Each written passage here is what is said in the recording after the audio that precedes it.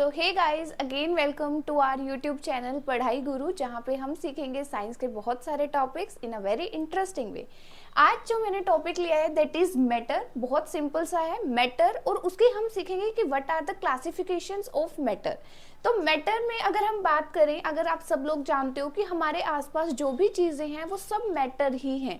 चाहे हम बोल सकते हैं कि कोई भी चीज़ जिसका कुछ मास है, जिसकी कुछ वॉल्यूम है और जिसने कुछ स्पेस ऑक्यूपाई की हुई है, they are all said to be matters. So अगर हम मैटर की डेफिनेशन दें तो बहुत सिंपल वर्ड्स में हम लिख सकते हैं कि anything which occupies space,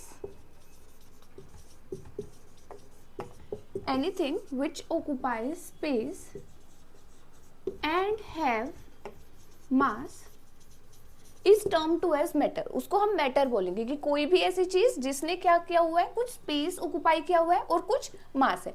for example हम बहुत एक सिंपल से एग्जाम्पल लेते हैं। हमारे पास ये व्हाइट बोर्ड है, इस व्हाइट बोर्ड ने भी इस वॉल के ऊपर एक पर्टिकुलर अपनी शेप ले रखी है, एक पर्टिकुलर अपना स्पेस ले रखा है और एक पर्टिकुलर इसका मास है। अगर हम इसको कैरी आउट करते हैं तो हम कह सकते हैं कि हम इसको भी मैटर कह सकते हैं। उसके बाद अगर हम देखते हैं कि हम जो बोटल्स के अंदर वाटर को स्टोर करते हैं तो उसने भी वाटर बॉटल, चाहे वो लिक्विड है, लेकिन उसने भी उस वाटर बॉटल के अंदर कुछ अपना स्पेस ऑक्यूपाई किया हुआ है। और अगर हम थर्ड बात करते हैं, आप गैसेस की बात करते हैं, तो उसके अंदर जो वॉल्यूम है, जैसे गैसेस होते हैं, हम बैलून की बात करते हैं, बैलून के अंदर भी हम जब गैस को फिल करते हैं तो वहाँ भी आपका क्या होता है कि उसने भी, गैसेस भी जो है वो एक अपना पर्टिकुलर वॉल्यूम को ऑक्यूपाई करती हैं। तो हम उसी बेसिस पे हमारे मैटर को तीन पार्ट्स के अंदर क्लासीफाई करते हैं। बहुत सिंपल है, one is the solid, another is the liquid and the next one is gas. तो हमने जैसे सीखा कि मैटर क्या होता है कि कोई भी चीज विच ऑक्यूपाई स्पेस एंड हैव मास। अब हम सीखते हैं कि हम मैटर को थ्री पार्ट्स में क्लासिफाई करते हैं। One is the solid, another one is the liquid and the last one is the gas.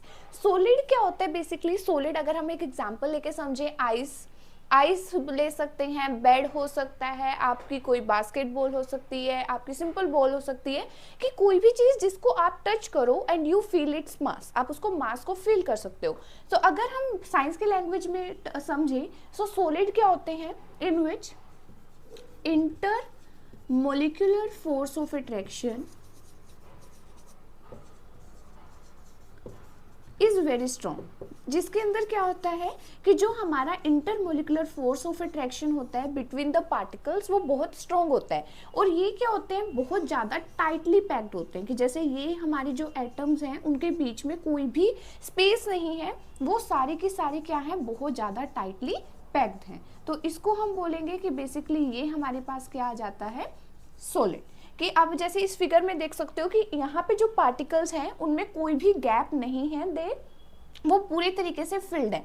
सो इसके अंदर जो इंटरमोलिकुलर फोर्स ऑफ अट्रैक्शन होगा, क्योंकि कोई भी जो पार्टिकल्स के बीच में स्पेस नहीं है, तो जो इंटरमोलिकुलर फोर्स ऑफ अट्रैक्शन होगा वो बहुत ज़्यादा स्ट्रॉन्ग होगा। अगर हम बात करें लिक्विड्स की, तो एज कंपेयर टू सॉलिड, जो इनके अंदर इंटरमोलिकुलर फोर्स ऑफ अट्रैक्शन होता है वो थोड़ा वीक होता है।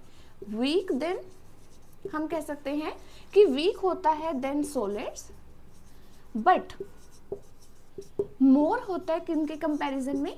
गैसेस के कंपैरिजन में। कि इनके अंदर जो आपके इंटरमोलिकुलर फोर्स ऑफ अट्रैक्शन होगा, वहां पे जो पार्टिकल्स होंगे उनमें थोड़ा थोड़ा गैप जो होगा वो रिटेन रहेगा।